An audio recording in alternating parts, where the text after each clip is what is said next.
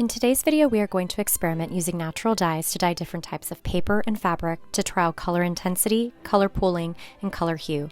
I will be trialing two different mediums with a twist on the third, the first being squash, the second, onion skins only, and the third, onion skins with smoked paprika, cinnamon, and pumpkin pie spice added.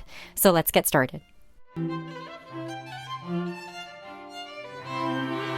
You will need a large pot to boil water. Next, I added squash pulp I removed from the seeds. The seeds were saved from squash I had for lunch, actually. I wanted to use the pulp, even though minimal in amount, to see if any good pigmentation and color payoff could be achieved. So the ultimate test will be when the papers are dyed, but I boiled this for 1 hour. So as you can see, the color is looking good. It's kind of a yellow-orange coloring, as you can imagine from the actual squash itself. So then I added this mixture into a mason jar with the pulp so as much color could be extracted, and then I set that aside and work on the next mixture.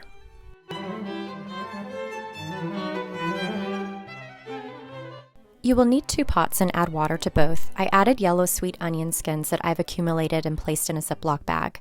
Once you have accumulated as much as you like, you add 1/2 onion skins to 1 pot of water and the remaining in the other half. It looks like a lot, but like spinach, it will begin to wilt and fit into your pot as it cooks. And 1 pot will just be the onion skins. The other pot, you will have the remaining onion skins, but you will add 1 tablespoon of smoked paprika, 1 tablespoon of cinnamon, and 1 teaspoon of pumpkin pie spice. Again, just like the previous mixture, you're going to boil this for 1 hour, and you'll begin to start to see the color come through in both pots. As you can see, the onion skin mixture by itself is emitting this really beautiful purple red color, and the onion mixture with the spices is more of a brown red color, so it's kind of interesting to see how the spices alter the appearance of the onion skins. Next, I strain each mixture and place them into their individual bowls and set them aside to cool for a little bit. I am using an eclectic mix of paper products and fabrics, starting with paper cutouts. These happen to be Tim Holtz, a couple types of cotton fabric with pretty designs, a piece of calico fabric, notebook paper. This could be lined and bullet pointed, a used deconstructed tea box, doilies of differing sizes, used tea bag papers, tissue paper, book pages, scrapbook paper scraps, vellum, tracing paper, cardstock scraps, computer paper, and different watercolor paper of differing weights and textures. So I wanted to make sure that every stack was going to have an even amount, or as close to even as possible, of each of the elements that we listed above.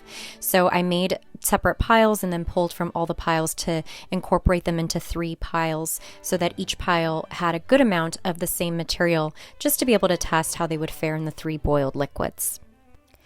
So I bought 3 aluminum pans from Dollar Tree. You can get this in their kitchen section or kitchen supply section.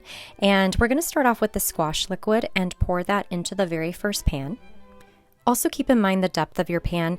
So for this particular experiment, I didn't have enough squash liquid, so you can see it's not covering as much as I would have liked. So definitely keep that in mind.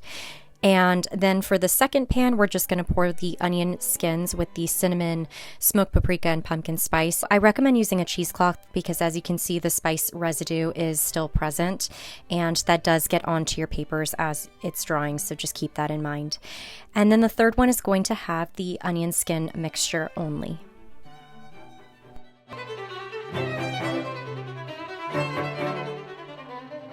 Now you're just going to start layering each individual paper into each tray, and you want to do this one by one, and you'll see it's a really cool effect that as you layer on top of each other, the liquid is sandwiched in between all of those paper strips. As it dries, you'll kind of see the effect that it leaves, but you want to make sure that every single piece is completely immersed in the liquid as you're going through.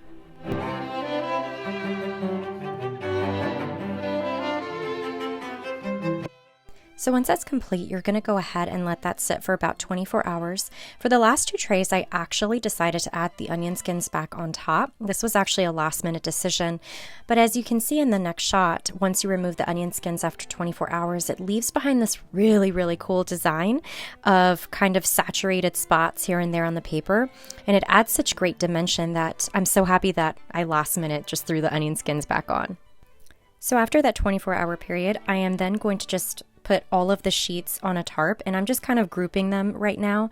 So you don't have to, because the sheets are very, very, very fragile. You just want to pick them up very carefully in groups, let them sit for about a day, and then I go back in and I separate them out very carefully still because they are still in a very fragile state.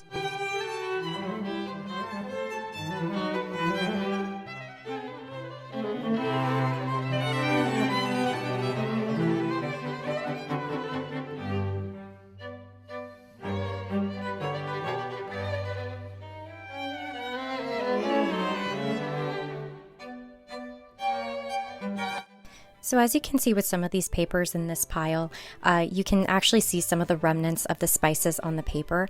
Now, because the spices aren't embedded into the actual paper, it will just brush off easily once the paper does dry. But to avoid that extra step, I would just say use cheesecloth to make sure that the spices are separated from the liquid. Now, this is my favorite stack, which is the sweet onion skins by themselves.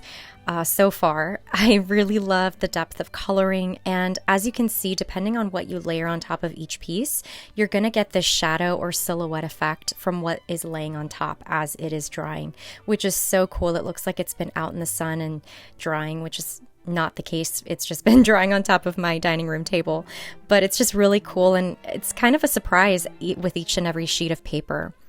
As for the drying process, after one full day, I went ahead and I separated each individual piece of fabric and paper, and I laid them out on top of paper towels with some parchment paper, and then I also used a sponge to remove any excess water that may still be on top of the paper.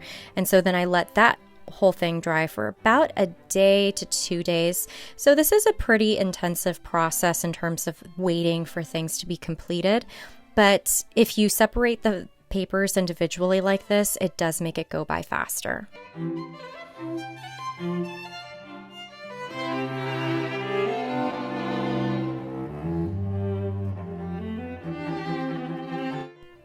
So starting off with the results of the squash liquid, I actually was not very impressed by the way that this performed just based off of the coloring in the mason jar. Unfortunately, there just wasn't enough rich pigmentation for me.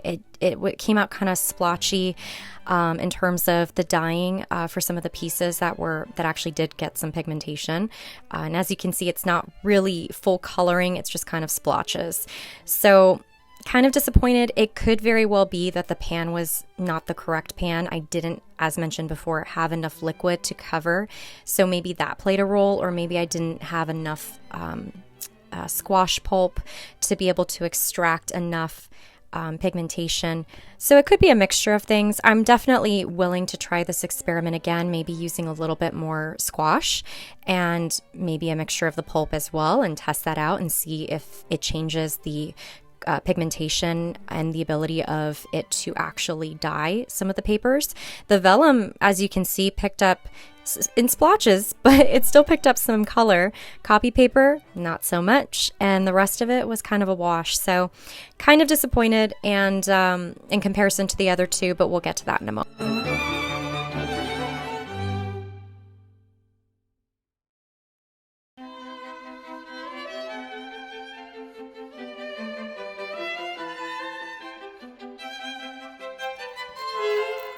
Now we're heading into the sweet onion skin pile, and I absolutely adored how everything turned out in this pile. There is so much variation in color and hues and dimension, and I loved it, absolutely loved it. Every single element picked up the dye in some capacity, which was so cool to kind of be revealed as you went through each and every piece. So again, going back to the layering of your papers as you're putting them in the tray, if you put maybe the doilies on top of copy paper, or you put some of the perforated edges as you'll see here, of the paper on top of copy paper or other paper, you're going to get imprints of those designs, which I think is so incredibly cool. At least I think it's cool. But as you can see, just different coloring, and there isn't one piece of paper that looks exactly the same as the next. So very, very different results than the squash pile for sure.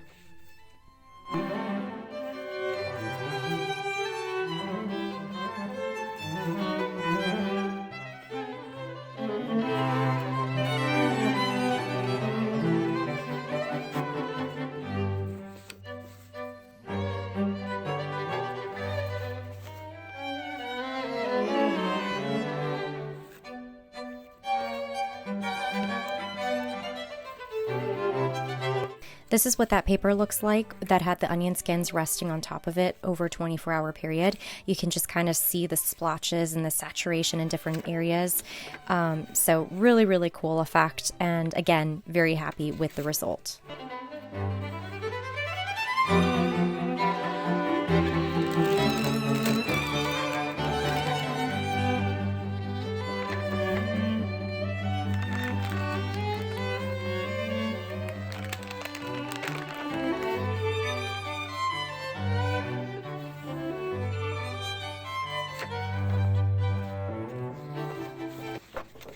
In this stack, this paper is my favorite because it has a little bit of everything. It has a silhouette of the notebook paper, doily, and also the perforated paper edges. It got a little bit of everything on this sheet, and I think it looks really neat, and I can't wait to use it in my paper crafts.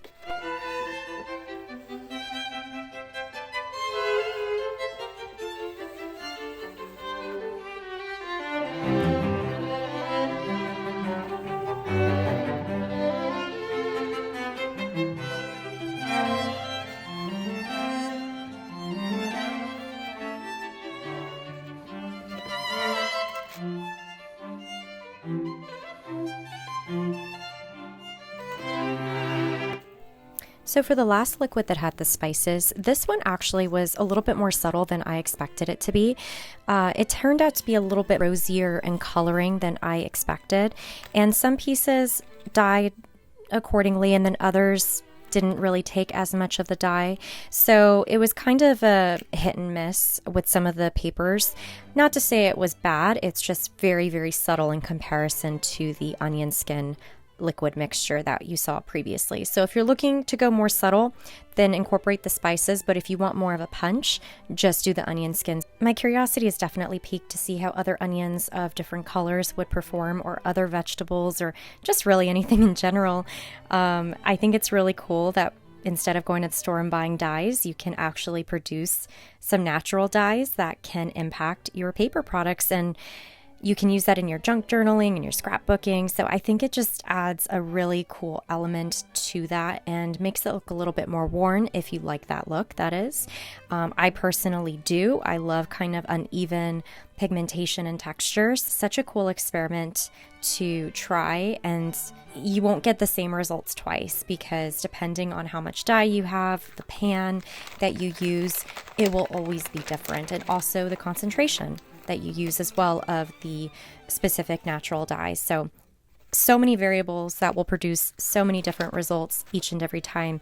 So that's why I love this project and can't wait to do this more.